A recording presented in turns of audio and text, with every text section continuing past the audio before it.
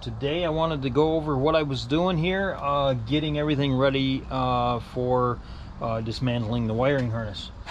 I went through every single wire and labeled it. This one goes to the Duraspark ignition module. Even something as simple as chassis ground, starter solenoid, battery plus, headlights and blinkers. I got everything labeled so that there's no dispute as to what each individual wire goes to. Even I got the temperature switch for the air conditioning,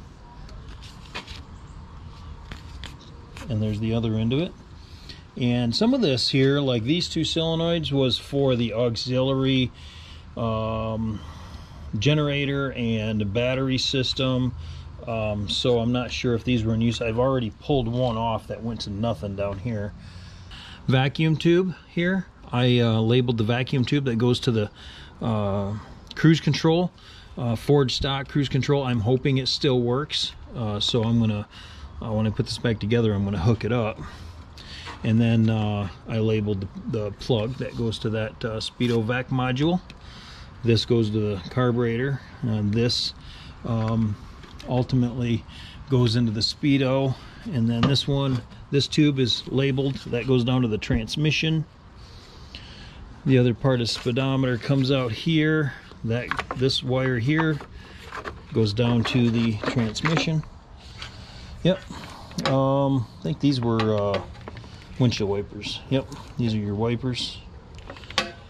So yeah, everything's labeled up except for I got two left to go right here, and these are just well, I know this one is ground for sure. I gotta trace this one out. I think this might be ground as well for the motorhome.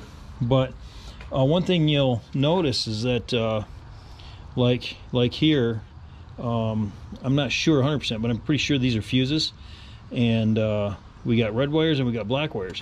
When it comes to the motorhome itself, RV, everything that is hot is black, and everything that is chassis ground is white. So that's a little goofy when it comes to RVs, but anyway, got all that labeled. I already pushed some through the hole, but here's one reason I like using duct tape. You roll it up nice. Now if you're afraid of scarring it, you can roll it so all the print is towards the inside, like so. Push it right on through, and you don't even hurt the lettering any. That's all HVAC stuff there. Okay, so I got a bunch of that same type of stuff to do. I gotta do this wire here. This is all the speedo stuff here. I got this one, this is pretty much the brains, the heart and soul of what's going on here. Everything to the steering column and whatnot. What was this? Yeah, wiper blades.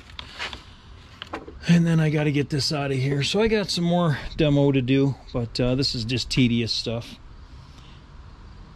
And then I guess we can go around to the inside. We have the same thing to do. I've already demoed out some stuff that didn't go anywhere, but I've got things to label, like this one is an interior light. This is kind of like comes on when your running lights are on. So, but that's interior running lights. Or excuse me, interior, not running lights, but interior lights. So there's that. I'm not sure what we got going on here. I got to label this just in case it comes undone. Might even bring this around and zip tie it to itself to help keep it together. And a bunch of oddball stuff. This is that wire we just pushed through. Comes down into this GABA mess for the heater. And a bunch of speaker wire. I'm going to be pulling all that out of there. This was connected to the radio. Radio was junk. I just cut this off. Might be able to use that plug for something else. Here's a cigarette lighter. So we got to clean this all up. Now this was an emergency start switch for the generator, which used to be here, and that comes down to some of these wires here. And then there's the fuel pump I put on. I'll be taking that off. Yep, just got to label everything. Oh, you remember that one wire for the speedo that went down to the transmission? That comes all the way here and plugs in right there. And we got some wires that come down and hook to the transmission. I'm assuming maybe this is some sort of anti-start switch or something if it's not in park, maybe, or neutral. I'm not sure. I sprayed all the header bolts down because I'm going to get rid of all this stuff to start with. We're going to clean that up on a future video. Get rid of a lot of the vacuum stuff and make that engine look a little more plain Jane. But yeah, I'll after I get this wiring cleaned up, it's going to take me a little while, so we'll see you after that. Okay, one by one I cleaned up this entire cluster. You can see, and I pushed it through the holes. I found, which I didn't know, there was an anti-inertia switch here, and I labeled the plug for that. Or not anti-inertia, inertia, sorry. Inertia switch, which I believe probably shuts off the power to the fuel pump if in the event there's an accident. Yeah, so everything's labeled, ready to go. I'll my next trip on the other side, I'll redo or pull all that out of there. All the other ones that came down to the radio went up, and I put them up on top up here. And then pretty much everything that's here is I've got wrapped up right here. And probably do a little bit more zip tying to, you know, make that cluster of wires a little more secure when I go to take it apart.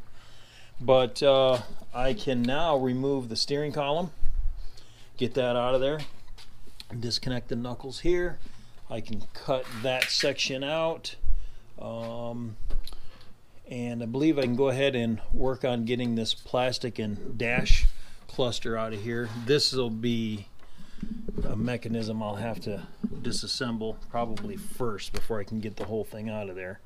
I'm sure this was installed, then this was installed and all hooked up, so I will disconnect all this and pull this out, which I'm going to reuse that. It's actually pretty cool. My thoughts is to take this apart and then flip this cover around so it's on the other side, so this would be facing the driver, and you can do it with your right hand on the column versus your left hand, you know, here while you're sitting in the seat. So I'll see what I can do about redoing that. I'm sure if I can't reuse all of what's already here, I'll just see about custom making some sheet metal to go over that. But I think I can do it with what's there. Maybe make a cooler handle, I don't know. Anyway, yeah, so after I get that apart, then I'll see what's secure. I know this is a reset button. I'm not sure exactly what it resets, but I don't think there's a check engine light on here or anything, so I don't think there's anything like that. Oh, it's a smog reset, I think. Oh yeah, that's a emissions light. That's what it is. That turns the emissions light on, so that's how you reset it. But that's all going to be gone. I have to disconnect the fuse panel and that block, whatever that is. Yeah, so all that'll be in another sitting, probably tomorrow. And then I also am going to go around the motor and clean that all up, get all that vacuum crap off of there, and that'll look a lot better. We're getting there. Oh, it started sounding like Ratrod Bob. We're getting there, just ain't got it yet.